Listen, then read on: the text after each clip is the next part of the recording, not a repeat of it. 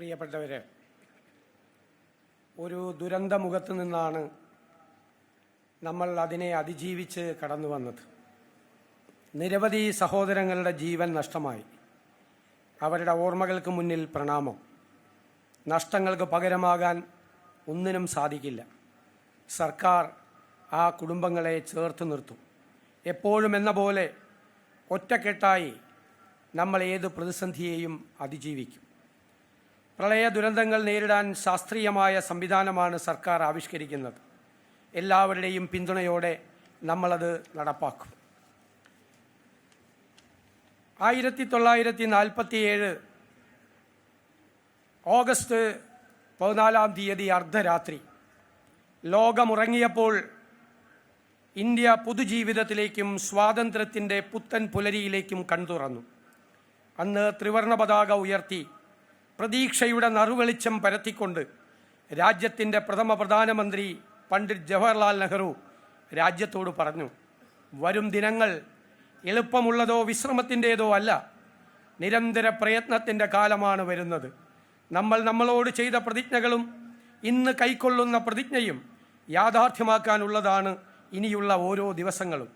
ഇന്ത്യക്ക് വേണ്ടി സേവനമനുഷ്ഠിക്കുക എന്നാൽ കഷ്ടത അനുഭവിക്കുന്ന കോടിക്കണക്കിന് ജനങ്ങൾക്കായി പ്രവർത്തിക്കുക എന്നതാണ് അർത്ഥം. പട്ടിണിയും നിരക്ഷരതയും രോഗപീഠകളും അസമത്വവും ഇല്ലാതാക്കുക എന്നതാണ് ആ പ്രവർത്തനങ്ങളുടെ ലക്ഷ്യം. എല്ലാ കണ്ണുകളിൽ നിന്നും കണ്ണുനീർ തുടച്ചു മാറ്റുക എന്നാണ് നമുക്കിടയിലെ മഹത് വ്യക്തികൾ ആഗ്രഹിച്ചത്. അത് യാഥാർത്ഥ്യമാക്കുക എളുപ്പമല്ല. പക്ഷേ കണ്ണീരും കഷ്ടപ്പാടുമുള്ള കാലത്തോളം നമ്മുടെ കഠിനാധ്വാനം അവസാനിക്കുന്നില്ലെന്ന് പ്രതിജ്ഞ ചെയ്യാം. സ്വാതന്ത്ര്യദിനത്തിൽ പുതുയുഗ കേരളത്തിന് വേണ്ടി നമുക്കും പ്രതിജ്ഞ ചെയ്യേണ്ടതുണ്ട്.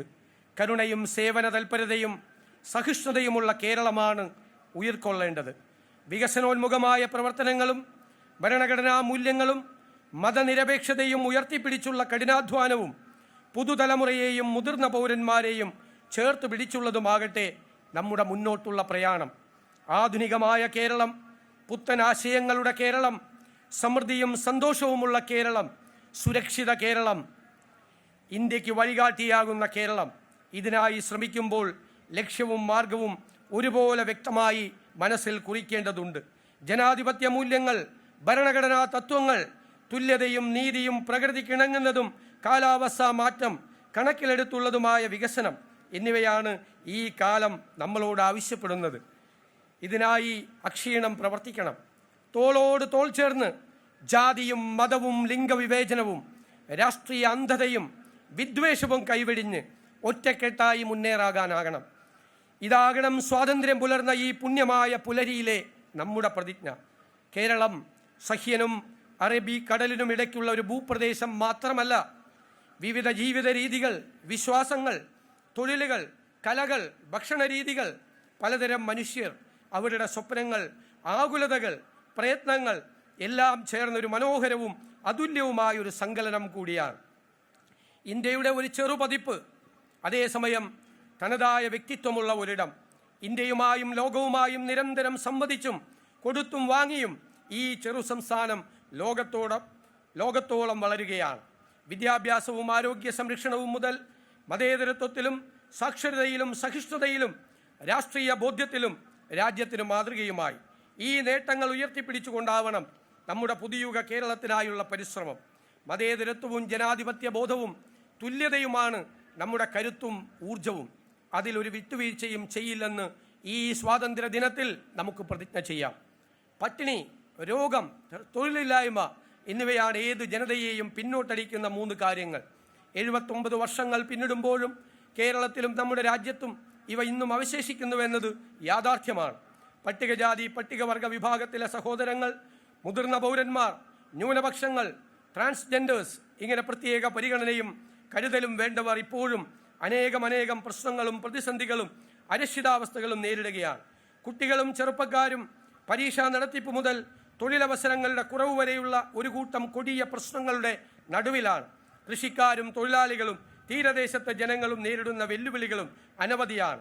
ഇവ നിലനിൽക്കുന്നിടത്തോളം കാലം എങ്ങനെയാണ് നമുക്ക് വിശ്രമിക്കാനാകുക? കണ്ണീരും കഷ്ടപ്പാടുമുള്ള കാലത്തോളം നമ്മുടെ കഠിനാധ്വാനം അവസാനിക്കുന്നില്ല എന്ന പണ്ഡിറ്റ്ജിയുടെ വാക്കുകളുടെ പ്രസക്തി ഇവിടെയാണ് കാണേണ്ടത്. രാജ്യവും ലോകവും കേരളവും ഇന്ന് പ്രത്യേകമായ ഘട്ടത്തിലൂടെയാണ് കടന്നു പോകുന്നത്. യുദ്ധവും എല്ലാം നഷ്ടപ്പെട്ടുള്ള പലായനങ്ങളും അനാഥത്വവും ഒരു വശത്ത്, സാമ്പത്തിക പ്രശ്നങ്ങളും കാലാവസ്ഥാ മാറ്റവും കാർഷിക പ്രതിസന്ധിയും മറുവശത്ത്. ജനാധിപത്യ അവകാശങ്ങളെ ചവിട്ടിമെതിക്കുന്നതും ആവർത്തിക്കുന്ന കഥയായി കഴിഞ്ഞു. ഏറ്റവും സൂക്ഷ്മമായി പ്രശ്നങ്ങളെ അപഗ്രഥിച്ച് ഭാവിയെ നോക്കിക്കണ്ട് പുതുതലമുറയെ ചേർത്തുപിടിച്ച് ഓരോ ചുവടും മുന്നോട്ട് വയ്ക്കേണ്ട സമയമാണിത്. ജനാധിപത്യം നിരന്തരമായ സംവേദനമാണ്. എതിർപ്പും ചോദ്യം ചെയ്യലും തുറന്ന സംഭാഷണവും തിരുത്തലും ജനാധിപത്യത്തെ പുനരുജ്ജീവിപ്പിക്കുന്നു.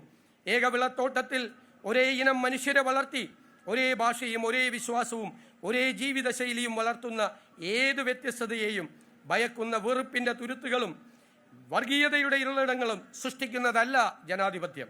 തുറന്ന മനസ്സ്, സഹിഷ്ണുത, സംവാദം, തിരുത്തൽ, നവീകരണം എന്നിവയിൽ ഊന്നിയ കരുത്തുറ്റ ജനാധിപത്യത്തെ കാത്തുസൂക്ഷിക്കുന്ന കാവൽക്കാരും പോരാളികളുമായി നമുക്ക് മാറാം. മഹാത്മജി, സുഭാഷ് ചന്ദ്രബോസ്, ഭഗത് സിംഗ്, ബാലഗംഗാധര തിലക്, ഗോപാലകൃഷ്ണ ഗോഖലെ തുടങ്ങി അനേകം സമരഭടന്മാർക്കുള്ള ഏറ്റവും വലിയ സല്യൂട്ടും അതുതന്നെയാണ്. രാജ്യത്തിനും സംസ്ഥാനത്തിനും സാമ്പത്തിക വളർച്ചയും വികസനവും വേണം. തൊഴിലുകൾ സൃഷ്ടിക്കപ്പെടണം. കൃഷി ഉൾപ്പെടെയുള്ള അടിസ്ഥാന മേഖലകൾക്ക് വികസനവും സംരക്ഷണവും വേണം. ഒപ്പം കാലാവസ്ഥാ മാറ്റമെന്ന വൻ പ്രതിസന്ധിയെ നേരിടാനാകണം. വികസന ഫലങ്ങൾ എല്ലാവരിലേക്കും എത്തണം. വികസനം ഏതാനും പേർക്കായുള്ളതല്ല.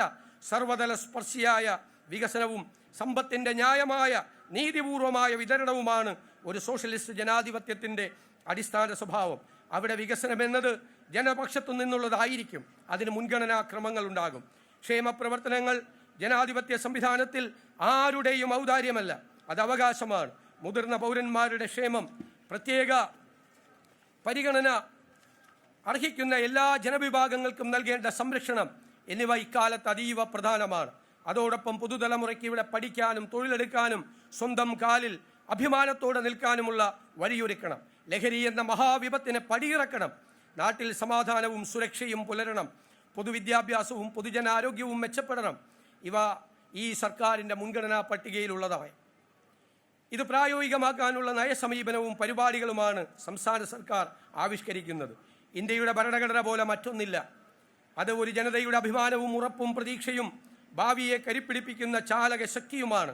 ഭരണഘടനാ മൂല്യങ്ങളായ മതേതരത്വം, തുല്യത, അഭിപ്രായ സ്വാതന്ത്ര്യം, പ്രവർത്തന സ്വാതന്ത്ര്യം, ന്യൂനപക്ഷങ്ങൾക്കും പട്ടികജാതി പട്ടികവർഗ വിഭാഗത്തിലുമുള്ളവർക്കുള്ള പ്രത്യേക പരിഗണന എന്നിവ ചോദ്യം ചെയ്യപ്പെടുന്ന അപകടകരമായ ഒരു പരിസരം രാജ്യത്ത് ശക്തി പ്രാപിക്കുന്ന കാലഘട്ടം കൂടിയാണിത്. ജീവിതകാലം മുഴുവൻ രാഷ്ട്രീയ രംഗത്ത് നിന്ന, നിരവധി തവണ ഭരണഘടനാ പദവിയിലിരുന്ന രാജ്യത്തെ തലമുതിർന്ന നേതാവ് പോലും ജാതി വെറിയുടെയും തൊട്ടുകൂടായ്മയുടെയും പേരിൽ അപമാനിക്കപ്പെട്ടത് കഴിഞ്ഞ ദിവസം നമ്മൾ കണ്ടതാണ്. അതെന്ത് സന്ദേശമാണ് രാജ്യത്തിന് നൽകുന്നത്? നമ്മുടെ രാജ്യം അവിടെ നിന്നൊക്കെ ഒരുപാട് മുന്നോട്ട് നടന്നതാണ്. ഇനിയും ആ ഇരുണ്ട കാലത്തേക്ക് തിരിച്ചു പോകരുത്. അത്തരം ശ്രമങ്ങൾ ഉണ്ടായാൽ അതിനെ നഖശികാന്തം എതിർക്കേണ്ടത് നമ്മുടെ കടമയും ഉത്തരവാദിത്വവുമാണ്. നമ്മുടെ ഭരണഘടനയും അത് ഉറപ്പു നൽകുന്ന അടിസ്ഥാന തത്വങ്ങളായ മതേതരത്വവും തുല്യതയും സ്വാതന്ത്ര്യവും സോഷ്യലിസവും ജനാധിപത്യ അവകാശങ്ങളും സംരക്ഷിക്കാൻ നാം ഓരോരുത്തരും പ്രത്യേക ശ്രദ്ധയോടെയും ജാഗ്രതയോടെയും കരുതലോടെയും പ്രവർത്തിച്ചേ മതിയാവൂ.